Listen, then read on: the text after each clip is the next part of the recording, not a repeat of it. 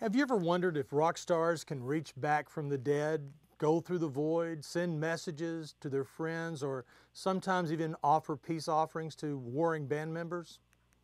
That's going to be the case in one of our stories now.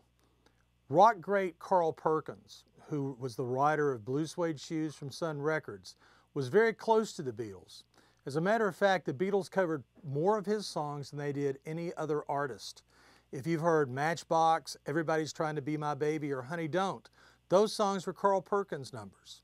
And since the Beatles had recorded his material, he formed a great relationship.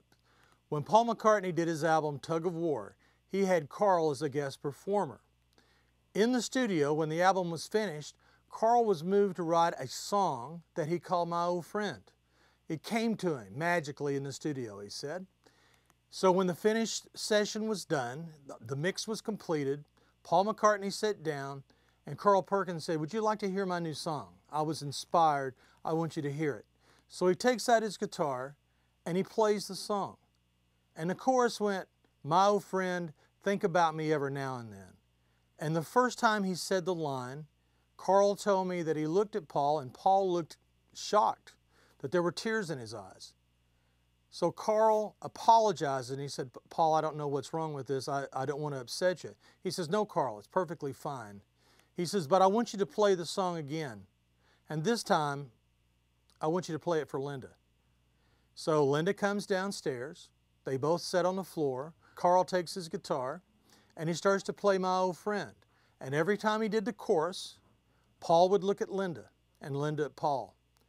After the second chorus, Paul gets up and leaves, tears in his eyes, visibly shaken. Carl apologizes to Linda, and he says, "I didn't mean to upset him. I don't know what it is about the song. I'm sorry if I've upset you and Paul." And Linda looks at him, she says, "No, Carl, but how did you know?" And Carl says, "How did I know? I mean, I just wrote the song. I don't know what you're talking about." And she says, "No, Carl, how did you know?" She says, "The last time that Paul and I saw John alive at the Dakota in New York, as John turned to walk into the building, he turns to Paul and he says, 'Hey, old friend, think about me every now and then.'" The exact lyric to Carl's chorus. Carl likes to think that this song was a peace offering from John to Paul, but the song had a visible effect both on Paul McCartney and Carl Perkins. Before John Lennon died, he'd had a very strong conversation with his son Julian.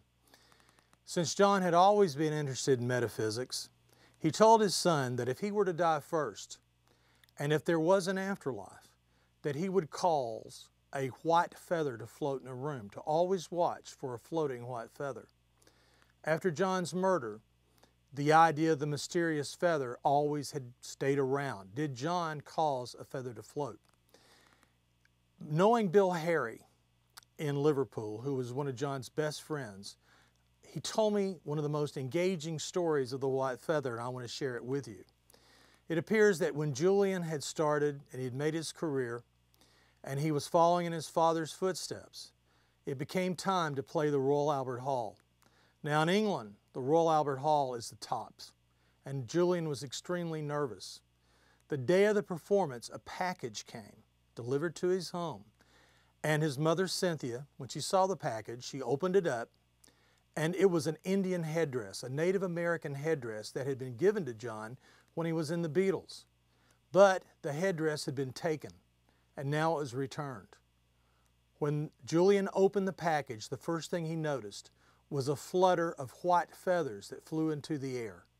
And as they settled, he had a strange sense that his father was with him, that those white feathers had floated, that the day the headdress came was a revelation that his father, that he did reach him from the other side. And with that knowledge in place, Julian Lennon performed an incredible show for the Royal Albert Hall that evening, probably due to his father sending a long missing message from the afterlife. This is Gary Patterson. Thanks for walking with me on the dark side. You know, you may think some of these stories are fact and some are fiction, but one thing for certain, you'll never listen to your music exactly the same way again.